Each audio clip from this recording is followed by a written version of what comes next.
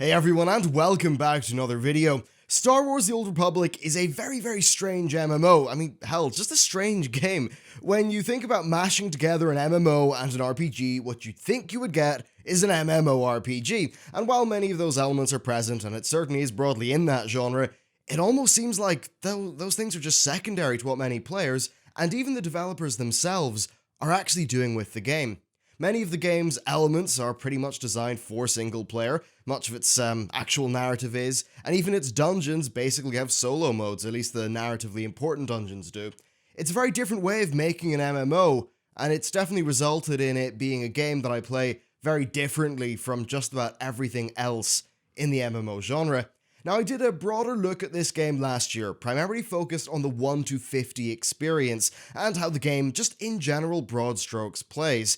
Today's video is about the game's new direction, ushered in by the Knights of the Fallen Empire and Knights of the Eternal Throne expansion packs.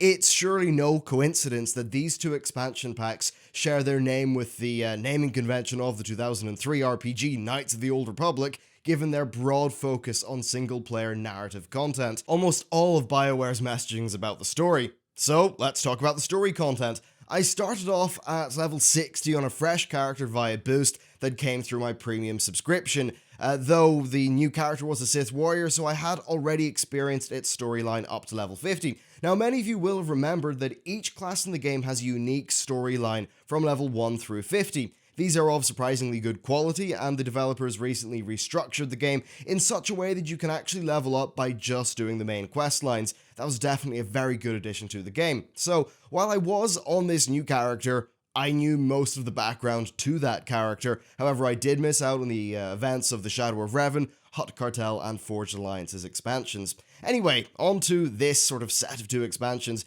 It starts off super strong, in what to WoW players would be best sort of described as maybe one of those scenarios that Blizzard puts you in for a narrative moment.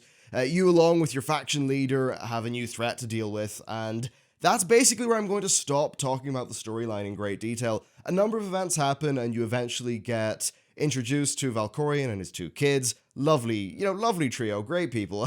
They actually end up doing a bit of a narrative reset with the game, a move that likely parallels their sort of 180 turn towards doing a single-player RPG with their MMO.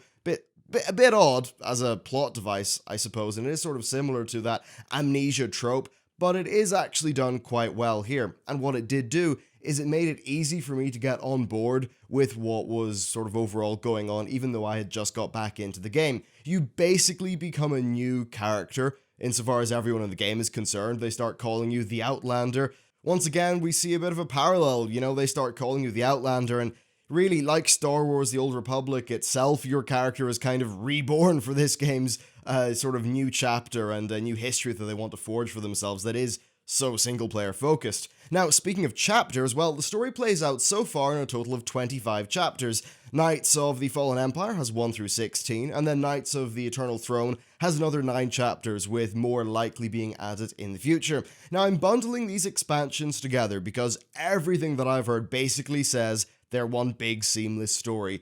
I've played up to chapter 10 of Knights of the Fallen Empire, so while I haven't touched the expansions or the new expansions content, I actually feel confident in, what I've played, that is actually representative of the overall package, and that would seem to be the case based on every Old Republic player that I've actually talked to. So it seems like me enjoying the first 10 chapters of Expansion 1 pretty much speaks to all of the expansions. After initial setup, then, we are introduced to our new cast of characters.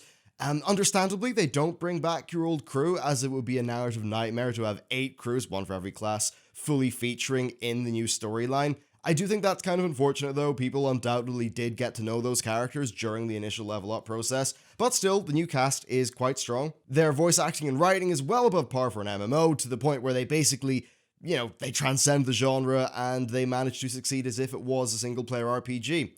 There are some choices to be made throughout the campaign. A few of them have some little nice nods and story things there, but it does mainly feel like illusion of choice, bar one scenario that I know what choice you make depends, or like it changes a companion that you get. Overall, I think that it does succeed well as an RPG, especially if you are interested in the Star Wars universe, and doubly so if you like the Old Republic era. I have a passing interest in all that stuff, but I found the new story was quite engaging, By somewhat resetting the story in the first chapter, they make it really easy to get into, which is, I think, decently appreciated. Narratively, there are some strong moments, there's pretty good writing, there's two villains whose presence I really enjoyed as well. As for the gameplay, though, it's the standard MMO affair, it's what lets the game down. It's hotkey MMO combat, but it's not executed with the level of mastery that Blizzard usually displays. Frankly, in SWTOR, it's just a bit dull. Enemy variety is also rubbish. And there's definitely a fun story to play through there, but the actual playing of it isn't particularly great. Now that said, it's not overtly boring. The default difficulty has you destroying everything in your path, so this rather tedious gameplay is less of a problem or roadblock than it perhaps could have been. If you do want to go on a harder difficulty, you can choose veteran mode, which offers like a greater challenge and better gear. Normally I would do that sort of thing, but with SWTOR, I just didn't care about the endless search for gear. Maybe I would care in World of Warcraft, but not really in this game. The endgame just isn't something that I'm that interested in or can really talk about that much. I do know that you basically get your rebel base, which you sort of build up. You've got a bunch of characters who are involved in that. I've actually heard some pretty good things about it. Additionally, all of the previous raid and dungeon content is available but scaled up. Neither expansion added the equivalent of what we would call a raid or something like that, which really is indicative of how much the developers are focused on the narrative content. Knights of the Fallen Empire shipped in 2015 with 9 chapters of the story, and then the remaining 7 were basically added to the game over the coming months. I have to assume that something similar will happen with Knights of the Eternal Throne. Overall, the endgame just seems to be a mix of running hard modes of past content, engaging in the Galactic Command feature, and doing the Uprisings, which are basically a new type of 4-player content. I also hear that the PvP is pretty damn good as well, and I certainly remember enjoying Hotball back in the day. The quality of the endgame, though, has no bearing on my review. Both expansions are available to premium players, so that's the people who are going with the monthly subscription, and I believe that comes with a level 60 character boost token. Now that basically lets you get straight into the new content. You're able to play both of the new expansions if you're a premium member, so really my recommendation is, based on that pretty low cost of entry since the base game's free to play, absolutely worth it. Whether you want to pay for month 2 and do the endgame, that's a determination you can make at that point. The whole point of this video is, there's a good enough single player RPG there for it to be worth 1 month of subscription, which, when we get down to it, really isn't that much money. And it's also worth starting, I think, 1 through 50. Based on the Sith Warrior storyline that I played, it's fantastic and absolutely something that's worth checking out, especially if you like Star Wars. Overall, I think that there's really not much reason not to give it a shot. There's quite a large number of hours of content at a low price of entry. The quality's pretty damn good as well, especially if you want to see a new story in the Star Wars universe.